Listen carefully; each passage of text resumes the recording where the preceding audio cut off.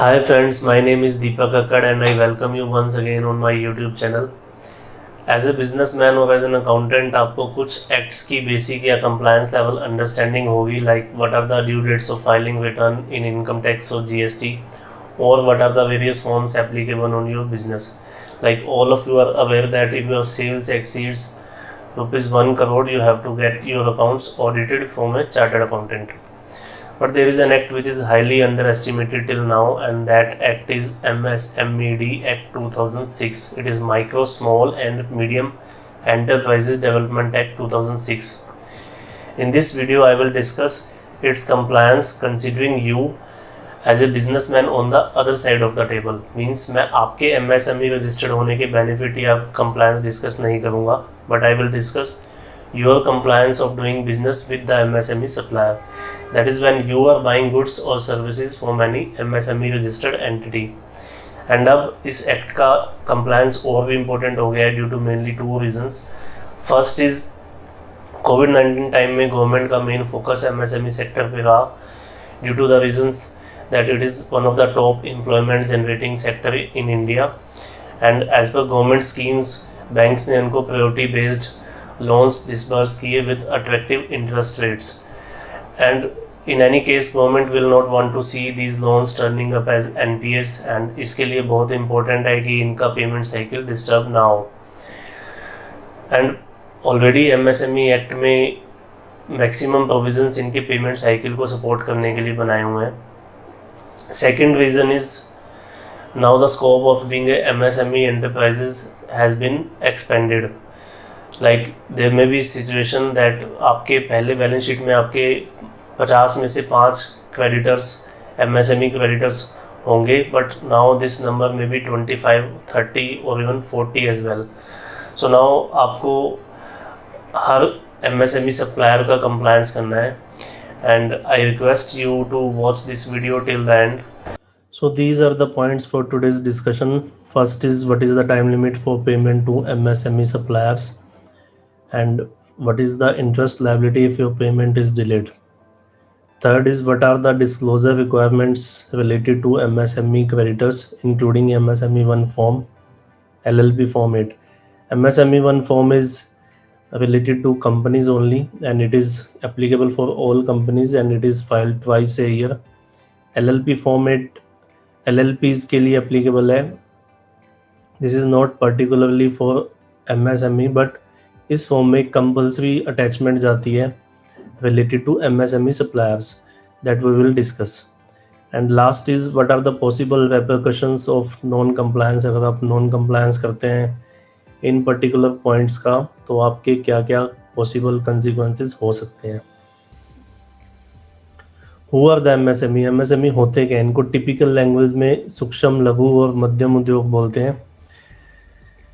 And the classification is given in section 7.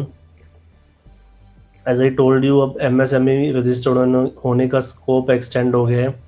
पहले small enterprises के लिए 5 करोड़ तक की मशीनरी यूज़ करने वाले बिजनेस एलिजिबल होते थे, बट अब 10 करोड़ तक की मशीनरी यूज़ करने वाले बिजनेस भी MSME रजिस्टर्ड हो सकते हैं. So the scope has been extended, and अब ये पॉसिबल है कि MSME में ज़्यादा बिजनेस रजिस्टर्ड हो सकते हैं. एंड ऑब्वियसली अगर अब भी आप इसका कंप्लायंस नहीं कर रहे, then you are taking more risk. And third is medium enterprises. इसकी लिमिट और भी ज़्यादा है, and the best thing is इस एक्ट में मीडियम एंटरप्राइजेस से रिलेटेड कंप्लायंस ज़्यादा नहीं है, और वी कैन से ना के बराबर है कंप्लायंस. तो आपको मीडियम एंटरप्राइजेस से रिलेटेड ज़्यादा डिस्क्लोजर कंप्लायंस पेमेंट की टेंशन लेने की ज़रूरत नहीं है. उसके बारे में हम डिटेल में डिस्कस करेंगे. And apart from these limits, आपके सप्लायर के पास उद्यम रजिस्ट्रेशन भी कंपलसरी होना चाहिए, सो दैट उसको MSMED एक्ट के बेनिफिट मिले. This is section 9 of the act, and इसी सेक्शन की अथॉरिटी से गवर्नमेंट ने MSME1 फॉर्म इनकॉर्पोरेट किया कंपनी लॉ में. And as per this section, central government time to time कोई भी notification, guidelines, programme, instruction issue कर सकती है for the purpose of benefit of MSME. आपकी क्या लाइबिलिटी है to make payment to the buyer and to make payment to the supplier. And supplier की definition section 2 में दी हुई है, and as per that definition supplier means a micro और small enterprises. So यहाँ पे मीडियम एंटरप्राइज को include नहीं किया गया सप्लायर की डेफिनेशन में, इसलिए यहाँ पे MSE वर्ड यूज़ किया गया, MSME वर्ड यूज़ नहीं किया गया। सो आपको मीडियम एंटरप्राइजेस वाले सप्लायर से रिलेटेड डिस्क्लोजर या कंप्लायंस या पेमेंट टाइम लिमिट की टेंशन लेने की ज़रूरत नहीं है, आप उसको आपकी एग्रीड टर्म्स के अकॉर्डिंग पेमेंट कर सकते हैं। And this section 15 says where any supplier supplies any goods or services, the buyer has to make payment to the supplier as per the agreement if there is a written agreement exist. So आपका अगर return agreement है, आपकी दोनों की आपस में return terms decided है, तो आपको उस एग्रीमेंट के अकॉर्डिंग पेमेंट करनी है जो भी आपकी टर्म्स डिसाइड है, but subject to maximum 45 days. So आप दोनों एग्री करके भी 45 डेज से ज़्यादा टर्म डिसाइड नहीं कर सकते। And if there is no written agreement before the appointed day, and what is appointed day we will discuss in the coming slide. Now related to MSE suppliers, there is a question: payment terms mentioned in the invoice can be treated as written agreement or not. Sometimes supplier अपने invoice में ही लिख देते हैं that payment is due within 30 days of the date of invoice. So उसको as per this act written agreement माना जाएगा या नहीं? As per my personal opinion, उसको written agreement माना जाना चाहिए, क्योंकि उसी से आपकी कंसिडरेशन क्वांटिटी एक्सेप्ट होती है एंड उसी से फिर आगे आपको पेमेंट करनी होती है। So if agreement invoice says 45 days, then you can pay within 45 days. If agreement invoice says 60 days, then also you should pay within 45 days only. But if agreement invoice says 10 days, then you should pay within 10 days only, क्योंकि आपका written agreement ही 10 days का है. So it is advised that you convince your MSME supplier to mention payment term as 45 days in invoice itself, so that जितना maximum time as per this act allowed है वो आपको allowed हो. So if there is no written agreement, you have to make payment before the appointed day, and the appointed day is also defined in section 2. Appointed day comes in picture when there is no written agreement. After the expiry of the period of 15 days from the day of acceptance or the day of deemed acceptance of any goods or services. So when there is no written agreement, services और goods की acceptance या deemed acceptance के 15 days के बाद वाला day 16th day will be the appointed day. So the conclusion is, अगर आपका written agreement नहीं है तो maximum time allowed is 15 days only. What is the day of acceptance? It is the day of actual delivery of goods or rendering of services if no objection is made in writing by the buyer within 15 days. अगर within 15 days कोई objection नहीं raise किया है तो actual delivery of goods or services will be day of acceptance. And अगर within 15 days return में आपने कोई communication objection raise किया है तो day of acceptance will be the date of removing objection by the supplier. Please note that the objection should be made in writing by the buyer.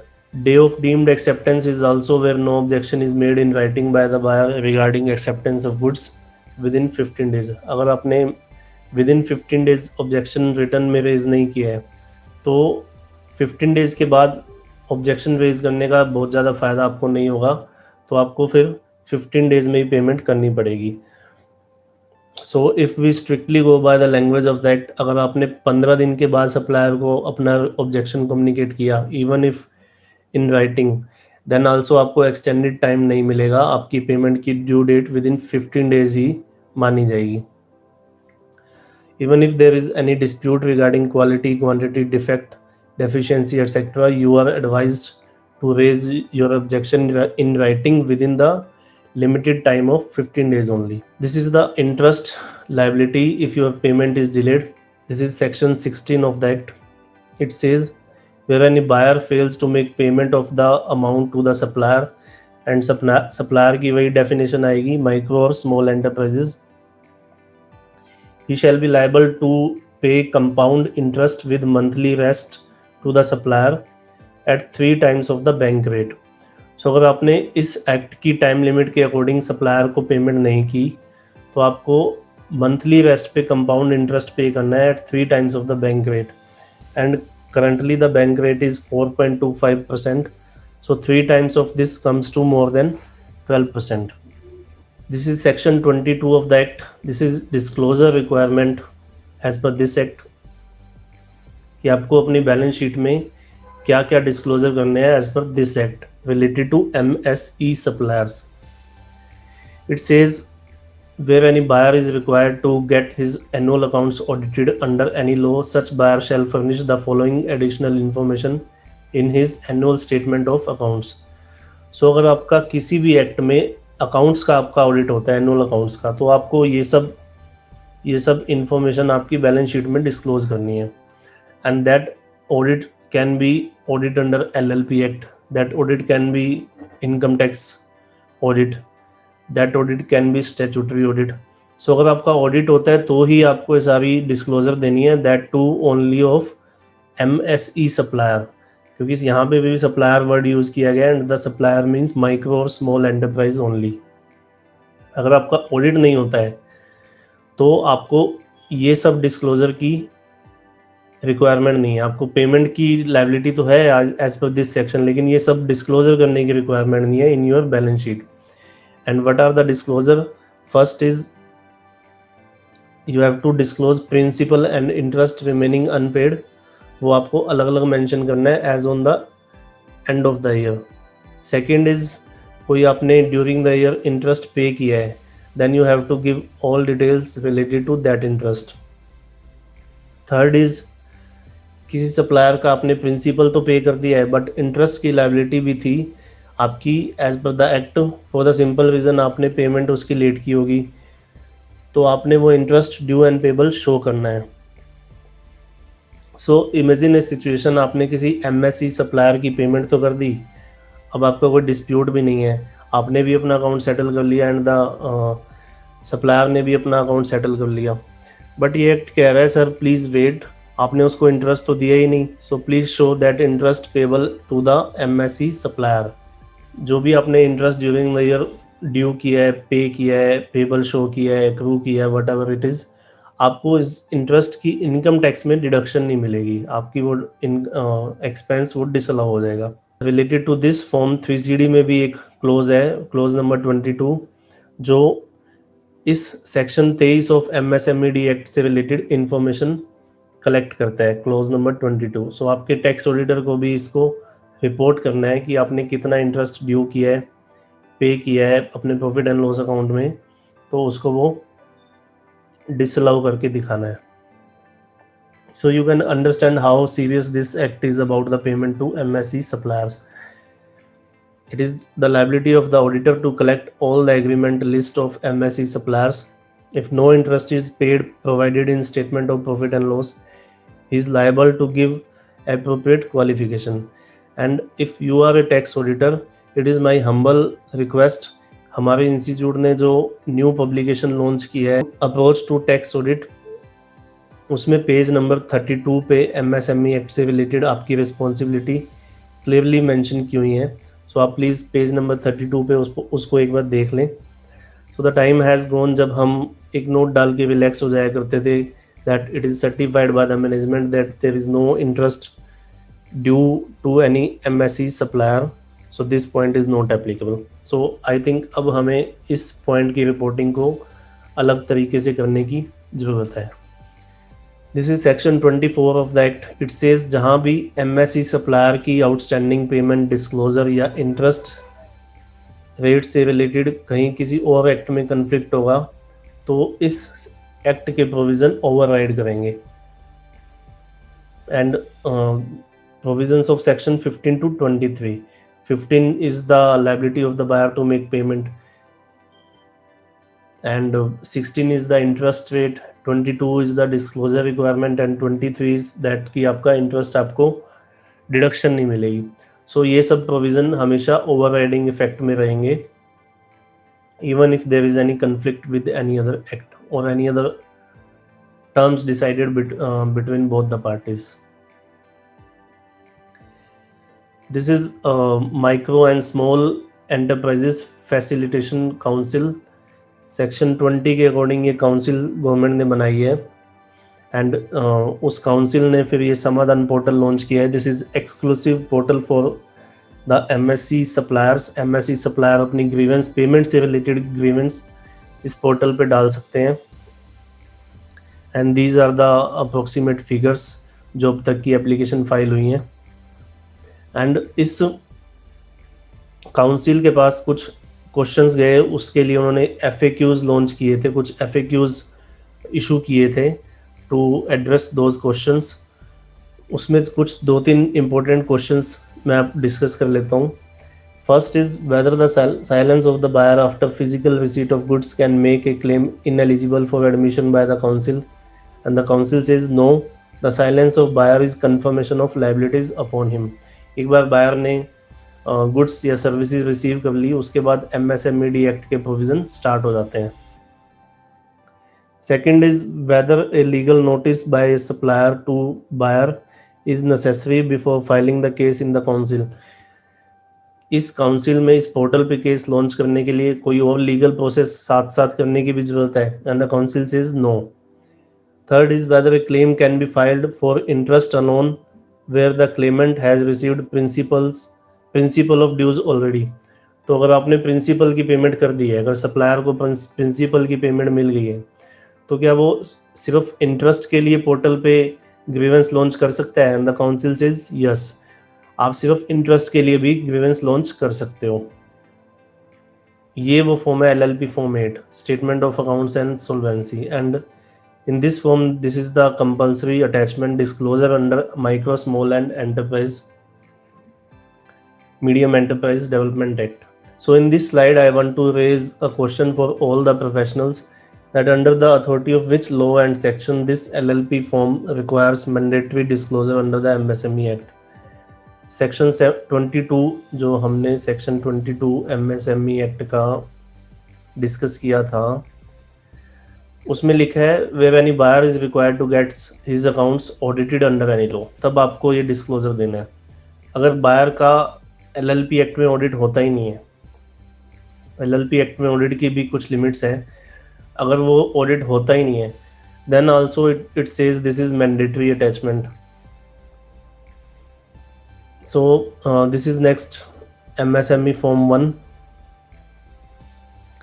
form for furnishing half yearly return with the registrar in respect of outstanding payments to micro और small enterprises। यहाँ पे भी सिर्फ companies ने micro और small enterprises से related ही information देनी है, और इंफॉर्मेशन आपने सिर्फ वो देनी है कि आपके 45 डेज से ज़्यादा पेमेंट माइक्रो और स्मॉल एंटरप्राइजेस को कौन कौन सी हुई हैं, total outstanding amount, particulars of the name of the supplier and the amount of payment due, and reasons of for delay in amounts of payment due.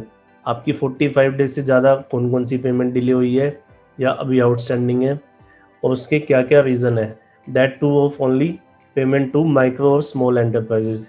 ये form हर company के लिए एप्लीकेबल है and it is filed for every half year. So now we will discuss what are the penalties for contravention, and first is जो penalty MSME development act में ही mention की हुई है, and this is penalty for contravention of disclosure requirement, जो disclosure requirement section 22 में थी। Where buyer contravenes the provisions of section 22 he shall be punishable with fine amounting to minimum 10,000 rupees. So 10,000 की penalty MSME development act में ही mention की हुई है। Apart from interest तो आपको ड्यू करते ही रहना है, उसके अलावा अगर आपने डिस्क्लोजर, इंटरेस्ट या पेमेंट से रिलेटेड कोई डिफॉल्ट किया तो आपको मिनिमम 10,000 की penalty as per this act लगेगी। नेक्स्ट इज जो कंपनीज एक्ट में डिफॉल्ट होंगे provisions of companies act related to financial statement. Companies act की financial statement as per schedule 3 बनती है, अगर एज पर शेड्यूल 3 आपकी फाइनेंशियल स्टेटमेंट नहीं बनती है, क्योंकि वो शेड्यूल 3 में आपको अपने क्रेडिटर्स या एक्सपेंसेस से रिलेटेड जो भी क्रेडिटर्स हैं उनको बाइफिकेट करके दिखाना है that this amount is due to MSME suppliers and this amount is due to non MSE suppliers. तो अगर आपने उसको उस शेड्यूल 3 के अकॉर्डिंग अपनी बैलेंस शीट को नहीं बनाया, तो what are the penal provisions? The director shall be punishable with imprisonment for a term which may extend to 1 year, or with fine which shall not be less than 50,000 rupees, but it may extend to 5 lakh rupees, or with both. So section 129 subsection 7 है ये, related to preparation of financial statement as per schedule 3. उस section में schedule 3 से related अगर आपका कोई default होता है बैलेंस शीट बनाने में, और उसमें एमएसएमई सप्लायर से रिलेटेड बाइफिकेशन भी आपको देनी है, अगर आपने नहीं दी तो आपको इस सेक्शन में ये पेनल्टी, ये इम्प्रिजनमेंट्स के प्रोविजन हो सकते हैं. एंड अगर आप ये कंटिन्यूइंग डिफॉल्ट कर रहे हो last year also, this year also, so it becomes more risky. Apart from this MSME form से रिलेटेड भी पेनल प्रोविजंस हैं. There are penal provisions under section 405 subsection 4 of the act, and under this section the company shall be punishable with fine which may extend to 25,000 rupees. Company पे 25,000 की penalty लग सकती है. And every officer of the company who is in default shell be punishable with imprisonment for a term which may extend to 6 months, or with fine which shall not be less than 25,000 rupees, but which may extend to 3 lakh rupees of with both. So ये जो provision है ये balance sheet की preparation से related है, और MSME 1 form के related penalty provisions अलग हैं, उसमें भी इम्प्रिजनमेंट और फाइन वो सब चीज़ें हैं. So now there is a question, can you take the plea that you don't have any information related to the status of your suppliers, whether they are registered as MSME entities or not? आपको हर supplier से confirmation लेनी है in return communication कि आप MSME supplier act में registered हो या नहीं. एंड कंपनीज एक्ट तो इससे रिलेटेड एक पर्टिकुलर सेक्शन भी है, and that section is section 134 of the companies act. It says all companies are required to have a proper system to ensure compliance with the provisions of all applicable laws to the company. So आपके ऊपर जो भी applicable laws हैं उससे related compliance के provisions आपको खुद system बनाने हैं. और अगर आपने कोई written communication किया ही नहीं है, आपने किसी से written में information ली ही नहीं है कि आप MSME Act में registered हो या नहीं, how can you take the plea that you don't have any information? So with this I am closing this video, and in the last I want to make a disclaimer that in any case I do not want to wish to discourage for doing business with the MSME, but yes, they need to be identified and sorted out for their payments well in time and with all written communication. So thank you so much for watching this video. Thank you so much.